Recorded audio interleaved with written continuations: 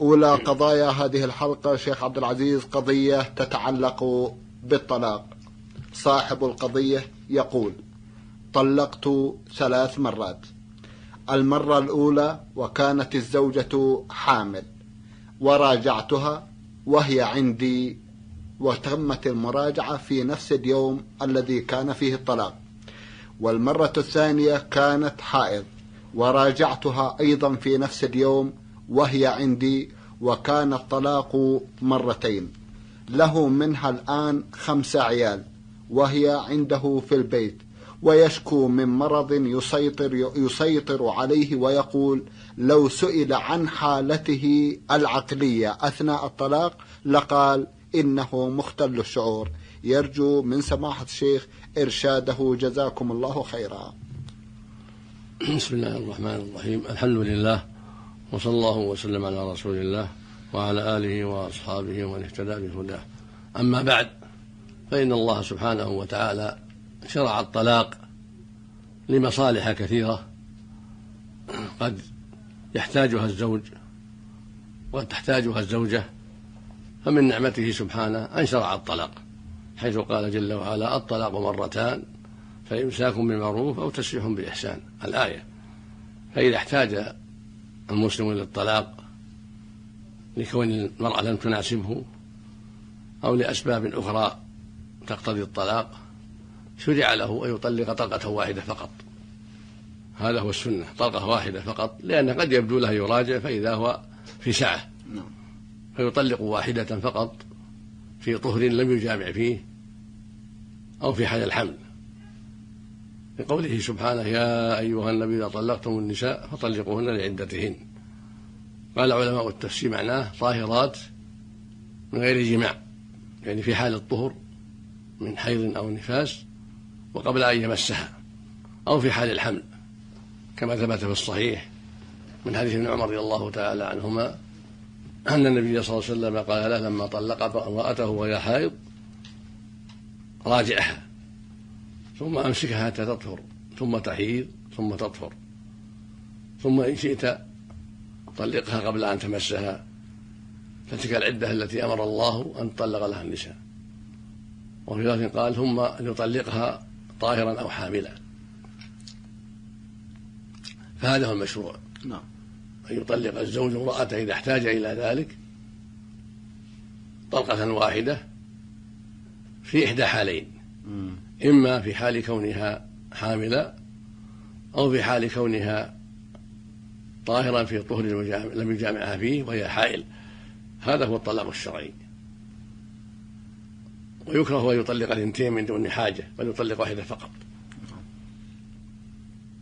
ولا يجوز له يطلقها في حال الحيض، ولا في حال النفاس، ولا في حال طهر جامعها فيه، لأن الرسول صلى الله عليه وسلم أنكر على ابن عمر ذلك، وجعل هذا من تفسير قوله تعالى: يا أيها النبي إذا طلقتم النساء فطلقوهن لعدتهن. المعنى في طهر لم يجامعها فيه. فعلم بهذا أن الطلاق في حيض أو نفاس أو في طهر جامع فيه يخالف نص الآية الكريمة، ويخالف التعليم النبوي الذي وجهه صلى الله عليه وسلم لابن عمر، وهو للأمة كلها، لأن تعليمه صلى الله عليه وسلم للواحد تعليم للأمة كلها. ثم اختلف العلماء في وقوعه، هل يقع إذا كان في حال لا يشرع فيها كالحيض والنفاس والطهر الذي جامع فيه. فذهب جمهور أهل العلم وأكثرهم إلى أنه يقع مع الإثم، يأثم الزوج ويقع الطلاق. وذهب جمع من أهل العلم إلى أنه لا يقع، لأنه طلاق غير مشروع فلا يقع، لقول النبي صلى الله عليه وسلم: من عمل عملا ليس عليه أمرنا فهو رد. وهذا عمل ليس عليه أمر النبي صلى الله عليه وسلم فيكون مردودا. ولأن الرسول رد المرأة على ابن عمر لما طلقها وهي حائض، ردها عليه النبي صلى الله عليه وسلم ولم يرها شيئا كما ثبت في الصحيح، وقال له: إذا طهرت فليطلق أو ليمسك. وسئل ابن عمر عن ذلك رضي الله عنه فقال لا يعتد بها، مع أنه رضي الله عنه حسب ما وقع من تطليقه، حسبها اجتهادا منه، حسب ما وقع من تطليقه، ولم يحسبها عليه النبي عليه الصلاة والسلام. وهذا القول أرجح من حيث الدليل، أنه لا يقع الطلاق في حال الحيض والنفاس ولا في طهر جامعها فيه، وإن كان خلاف قول الجمهور لكنه أظهر في الدليل. والأصل بقاء النكاح وعدم وقوع الطلاق الذي لم يشرع. والله عز وجل شرع لعباده ما فيه مصلحتهم ونهاهم عما يضرهم، ولا ريب أن وقوع الطلاق في حال الحيض والنفاس وفي الطهر الجامعة فيه يضر الزوج ويضر المرأة في الغالب. فكان من محاسن الإسلام ومن رحمة الله عز وجل القول بأنه لا يقع. قال من لم يوقعه. ومما يؤيد ذلك أن الإنسان في حال الحيض، في حال كون امرأته حائضا أو نفساء، يسهل عليه الطلاق لأنها لا تصلح للجماع وممنوع من جماعها، فيسهل عليه الطلاق. وهكذا إذا كان قد قضى وطره وجامعها يسهل عليه الطلاق. فمن رحمة الله أن منعه من ذلك وحرم عليه ذلك، فمتى أقدم على التحريم لم يقع منه ذلك لكونه خلاف أمر الله. وهذا السائل طلق الأولى وهي حامل فالطلاق واقع، لأن الطلاق الحامل أمر مشروع. أما الطلاق الثاني إذا كان في الحيض باتفاقهما واعترافهما جميعا فإنه لا يقع على الصحيح، إلا يحكم حاكم بذلك، فإن حكم حاكم بوقوعه وقع، لأن حكم الحاكم يرفع الخلاف.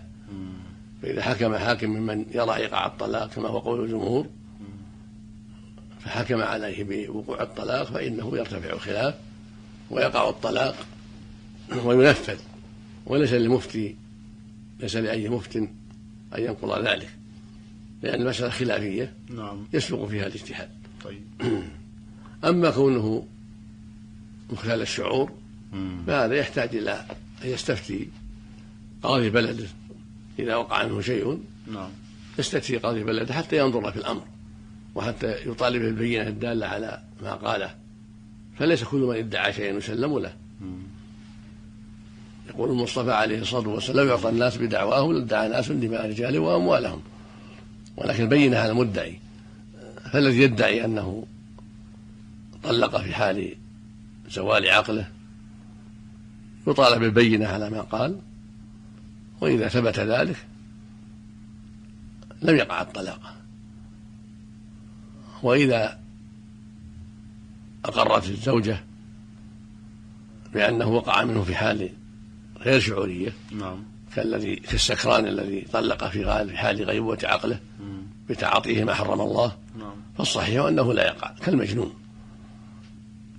ولو كان آثما فإن الآثم عليه التوبة إلى الله، وعلى ولي الأمر يقيم عليه الحد إذا رفع إلى ولي الأمر، وليس من عقوبة السكران إيقاع الطلاق. فالصواب الذي عليه المحققون من أهل العلم، وبه أفتى الخليفة الراشد عثمان رضي الله عنه، أن طلاق السكران الذي قد فقد عقله لا يقع حتى ولو كان آثما. أما غير الآثم فلا يقع عند الجميع كالمجنون. فلو أن إنسانا سقي ما يسكره ويغير عقله بغير علمه أو أجبر عليه وأكره عليه لم يقع طلاقه عند أهل العلم، وإنما الخلاف في من شرب السكر عمدا، فهذا هو محل الخلاف، فهو آثم ويجب أن يقام عليه حد إذا رفع على السلطان، ولكن لا يقع الطلاق إذا كان في حال الطلاق فاقد العقل كالمعتوه والمجنون، والله المستعان. جزاكم الله خيرا. سماحة الشيخ إذا أذنتم لي أسأل